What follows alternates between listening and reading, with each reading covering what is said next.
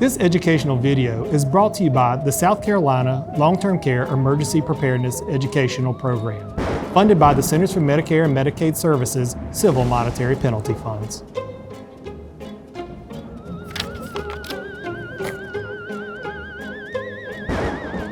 Hi, I'm Jim with UGA's Institute for Disaster Management. In this exciting video, we're going to learn all about emergency preparedness kits.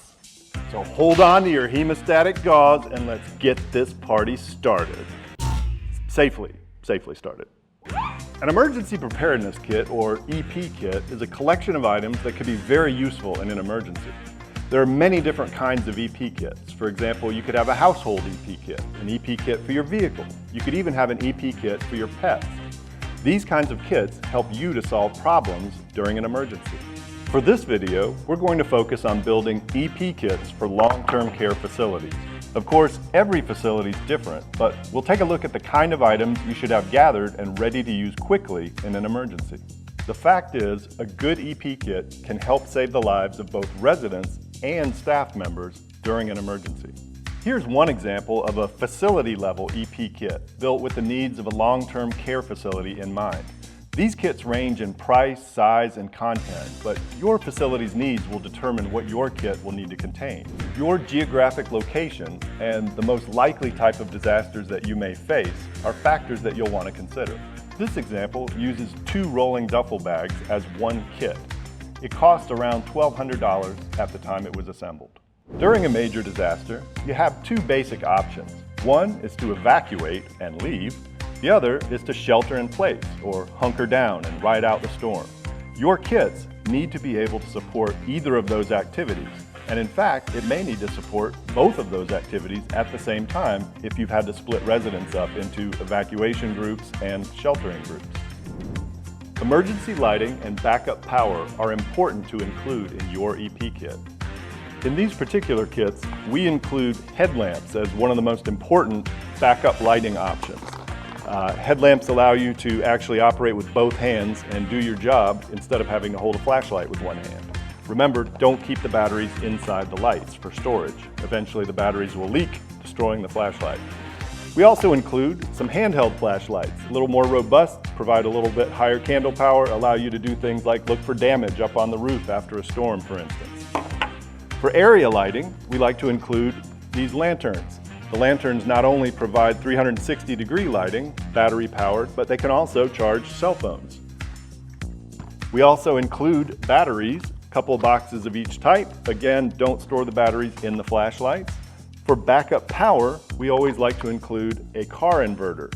This device can actually be plugged into the lighter socket of a car and then provides power outlets as well as USB ports that you can charge small devices off of. They're very inexpensive. We also include a jump starter. This particular model can jump start a car about 30 times before it has to be recharged. It also has USB ports on it that can recharge phones or other small electronic devices or even laptops. It also comes with phone charging cables as well as adapter tips. Be sure to evaluate your facility's emergency power and lighting needs and include items to support those needs in your kit. Sun, wind, rain, and cold are normal parts of disasters. You need to have some basic items in your kit that can help protect your residents and staff from those threats.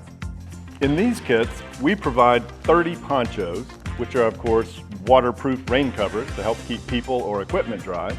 We also include 50 of the emergency space blankets. These blankets are water resistant, wind resistant, and they can reflect 80 to 90% of your body heat right back to you. They're incredibly helpful in an emergency. Y'all look fantastic, by the way. Emergency communications is critical in a disaster. You need to be able to communicate both internally within your own organization as well as externally, especially with your community partners and public safety organizations. In this kit, we've included a portable weather radio. This particular model can be charged one of several ways. It has a hand crank on it so that it never runs out of power per se. It has a solar panel on it. It can also use a rechargeable battery that's inside of it, and it can be charged from a USB port that you can connect to a computer or a wall socket. You could also attach it to the jump starter that we included in here. We've also included items such as Sharpies to write emergency messages or create emergency signage in a disaster. We've also included a whistle, helpful for emergency communications of all kinds, as well as traffic control if you're doing an evacuation. So remember, your cell phone can be an important source of emergency communications also.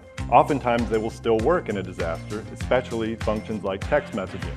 Make sure that you always include multiple backup power sources for your phone, as well as lots of charging cables and adapters and different ways to plug into power for your phones. Your EP kit should contain some basic emergency medical supplies. Some of the supplies we've included in this kit are trauma shear to help expose a wound, cut clothing, cut any other items that need to be cut. Plus, it has an oxygen wrench incorporated into it. We've also included an emergency trauma dressing. This is kind of like an ACE bandage. It's an elastic wrap. It can be used both as an ACE bandage or to help stop bleeding. We've included hemostatic gauze. This is special chemically treated gauze that can help to stop bleeding when you're engaging in wound packing or in other direct pressure type activities to stop bleeding. We've also included a CAT tourniquet, CAT, Combat Application Tourniquet, which can be used to help stop severe bleeding on extremities, arms and legs. In this particular kit, we've also included not one, but 2 litters. These are cloth litters or flexible litters. These allow you to carry a resident or any other injured person without having to have a larger, bulkier stretcher. They're small, they're lightweight, they're very inexpensive. They're made out of really tough nylon material and they have handles all over them. You never know what you'll need in an emergency, so your EP kit should also include some handy items for general use. These kinds of items can help you to solve problems in an emergency. One of the most important items that we always include in kits is called a multi-tool. It's a handy portable tool that has pliers, needle nose pliers, wire cutters, screwdrivers of different sizes, blades on it. It can help you solve so many problems. Always have multi-tools. We include several in this kit. We always recommend lots of heavy-duty duct tape. You can never have enough duct tape in a disaster.